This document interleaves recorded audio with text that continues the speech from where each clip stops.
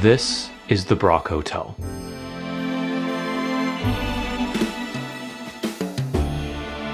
It's easily one of the most historic properties in Niagara Falls. But in recent decades, the property has kind of fallen into the shadows as newer hotel resorts have popped up and dwarfed what was Niagara's first luxury hotel. But that may have changed. The property recently reopened after a $15 million refresh and name change. On their website, they refer to themselves as a 4-star luxury hotel. And as a local, I've never given this place a second thought. Until now. The grand reopening made the local news, with the mayor of Niagara Falls in attendance for this iconic property's ceremonial ribbon cutting. So is this iconic property making a comeback? Well, I stayed the night to find out.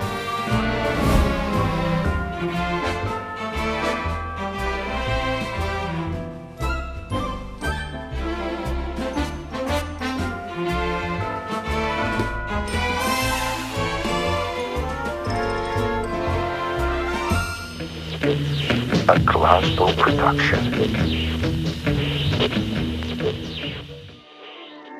The hotel first opened almost 100 years ago, on July 1st, 1929. Its original name was the General Brock Hotel, and it cost $1.5 million to build. The hotel featured 260 rooms, a rooftop garden, fireproof construction, and a grand ballroom. The press called it A mammoth edifice, gleaming white in the sunlight, classic in appearance, looming over the Niagara River. The hotel's original name honors Major General Sir Isaac Brock, one of Canada's most revered military figures. Over the years, this iconic luxury hotel has hosted Hollywood stars and royalty like Walt Disney, Jackie Chan, and Queen Elizabeth II. Her parents, in fact, King George VI and Queen Elizabeth, dined in the Rainbow Room on a cross-country tour in 1939. Marilyn Monroe stayed in the hotel, in what is now room 801, while filming the movie Niagara in 1952. It's actually the first film that she received top billing for, and it's where Marilyn Monroe's movie stardom really took off. When you first enter the hotel from the street, the lower lobby still feels like it's straight out of the roaring 20s. One of the reasons I wanted to stay here was because I imagined that this property could be reminiscent of one of Canada's grand railway hotels like the Fairmont Royal York in Toronto or the Chateau Frontenac in Quebec City. The Brock Hotel was built around the same time as those grand railway hotels. And like those premium properties, this too was advertised as a luxury hotel, and Niagara's first luxury hotel. And based on first impressions, it does maintain that sense of history and grandeur from a bygone era. If you walk straight, you'll reach a bank of elevators, or you can take the left or right grand staircase to the upper lobby, where you'll be greeted by reception. As I mentioned in the intro, this hotel boasts that it's a 4-star luxury hotel, and so far I'm not disappointed. Check-in wasn't until 4 p.m. and it was only lunchtime when we arrived. One of the perks of staying here is the location. So instead of hanging around the lobby, we headed over to the Terrace Food Court, which is across a pedestrian bridge off the lobby. And as soon as you leave the hotel lobby, the rest of the connected interior spaces feels dated, beat up, and often dirty. The Terrace Food Court was no exception. It was kind of gross, to be honest. And any basic mall food court is a big step up from this place. We ordered Nashville chicken, which was actually pretty good, even if it cost as much as a typical dinner out at a restaurant. After eating, we continued along the indoor pathways and eventually exited onto Clifton Hill. The location of this hotel does make life a little easier. Thanks to its proximity to Clifton Hill, my daughters were able to have a ton of fun at all the mazes and arcades, and it was an easy way to kill a couple hours before we could check into the hotel. If you want to see some of the actually worthwhile attractions in Niagara Falls, you can head over to my channel. I have a whole bunch of videos covering the very best of Niagara Falls. We made our way back to the hotel near check-in time. Back in the upper lobby, I was waiting for my digital key to be available in the Hilton app. I had actually been given the opportunity to check in the night before on the app, with the promise that when my room was ready, I'd be given a digital key and could just go straight up to the room without any in-person check-in. I was even able to select my floor and the room number, which I thought was great. So I was able to pick the highest floor possible and the closest to the American Falls, so that was nice. However, the digital key never came and the app just said the room is being prepared. Upon further investigation, I saw a note in the app that said I would still need to do physical check-in with photo ID. So I went to the front desk and I just checked in like you normally check into a hotel, and then I was handed physical keys for the room. While the lobby and the reception staff kept my hopes high that the rest of our stay would be a 4-star experience, those hopes were quickly dashed as we entered the beat-up and rattly elevator. At the room, it was immediately apparent that the door was just old, and the scratched paint on the edges was noticeable right away. Didn't this hotel just have its grand reopening like 2 weeks ago? Once inside the room, my first thoughts were that it smelled fresh and the air was nice and cool. It didn't feel stuffy or musty at all, which was a great start. Some of the lights were on and the blinds were up when I entered the room, so it made the room feel very inviting. But pretty quickly it became obvious that this big refurbishment was nothing more than a bunch of paint on top of old paint. There was some serious damage to the wood trim and doors throughout the room. And the more time I spent in the room, the more wear and tear I noticed. There were stains and splash marks. There was powdery plaster in the corners. There were holes in the ceiling. The room really just felt like it lacked the fit and finish of a 4-star luxury hotel. It seemed like everything was banged up, and that some of the apparently new furniture looked like they got it secondhand from another hotel. For sure, the headboards and nightstands were not new, but looking at the hotel room photos from before the renovations, it doesn't look like it's the same stuff. So they must have bought this stuff secondhand from another hotel. And after some further investigation, it looks like the Sheraton next door refurbished some of their rooms, and those old headboards and nightstands are now the new headboards and nightstands in the renovated Brock Hotel. From what we can tell, most of the money went towards the bathrooms, which were fully gutted, and definitely the best part of the room.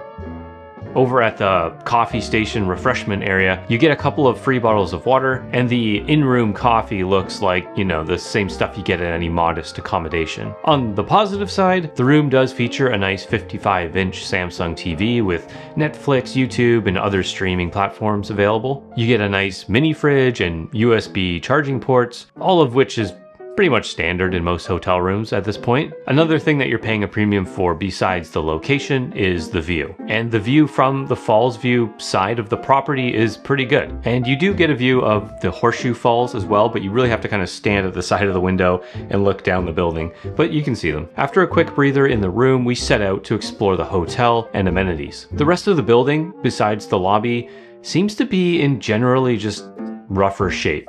I mean, it is almost 100 years old. I take that into consideration, but the hotel has not been maintained the way one of the Grand Railway hotels have been maintained. Our first stop was the pool on level 3, or should I say the backrooms pool from some nightmarish liminal space video game. The pool is atrocious, and I think it is supposed to be renovated, but they said winter 2025, which I would have thought meant this past winter. Our next stop was at Prime Steakhouse. Now, this place is supposed to be the best steakhouse in Niagara Falls. My wife and I knew that we wouldn't get our money's worth bringing our 2 kids along, so we made other plans. But we wanted to check out the space anyway. What we discovered is that all of the Brock Hotel's restaurants are the same restaurant, just called something different depending on what time of day you visit. After checking out the flex space, we headed down to the lower lobby to see the fitness room. The fully renovated gym was a nice surprise and it looked brand new. The gym even features a Peloton. It was getting close to dinner time, so we made our way back across the pedestrian bridge, connecting the Brock to the rest of the complex. The indoor connections make it very convenient to do a lot of stuff without having to worry about the weather or ordering an Uber or something like that. Right off the lobby is Casino Niagara. There's also the Falls View Indoor Water Park, just a couple elevator rides away. You've got a ton of food options too, like Hershey's Chocolate World, Hard Rock Cafe, Niagara Brewing Company, Niagara Distillery, and there's a bunch of other restaurants and counter service places in the Sheraton next door. So it's all connected indoors.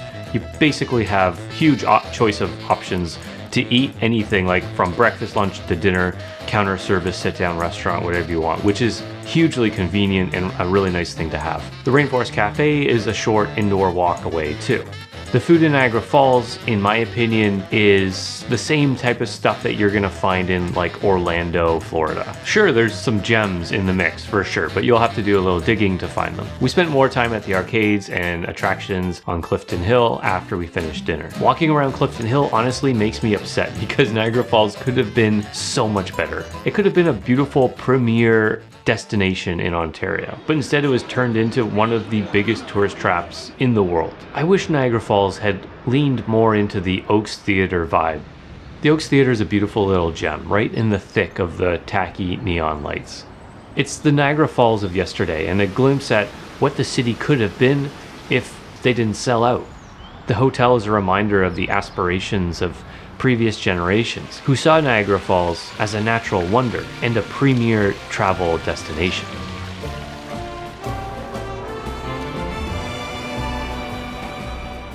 Back in the room, we enjoyed the nightly fireworks over the Horseshoe Falls and watched some clips from Marilyn Monroe's 1953 classic, Niagara, on a projector. That was really fun to do, actually. It was really fun to see the Brock Hotel and surrounding area featured so prominently in a classic film. We went to bed with the window open and listened to the roar of the waterfalls as we fell asleep. The beds? Pretty comfy. The next morning, I enjoyed a 4-star luxury coffee experience as I took in the morning views of the American Falls and the Rainbow Bridge. Next, we headed up to the 10th floor for breakfast at the Rainbow Room. Another thing that really kind of got under my skin is that when I booked the hotel, I paid for the breakfast package, which on the website states, where a delicious breakfast meets unforgettable views. It's a breathtaking dining experience that will elevate your morning. When we arrived at the hotel, I was disappointed to hear that this elevated dining experience was actually a continental breakfast. It's interesting that they omit that fact on the website. And true to form, the hotel offered a very subpar continental breakfast. Sure, the views are great and the coffee was pretty good. They also have a cook making omelets and waffles, which was the only saving grace of this elevated dining experience. The French toast was hard, the pancakes were hockey pucks, the pork sausages were pretty good actually. The scrambled eggs were that fake liquid stuff. The bacon was your typical like really thin continental breakfast bacon. Overall, a really disappointing breakfast, especially when you consider that they kind of lie and overpromise on their website and charge you for a very basic experience. I know I'm being pretty critical here, but if it was free and the hotel was honest, I would be a lot more forgiving. But hey, I paid for this and it's not even as good as a free continental breakfast.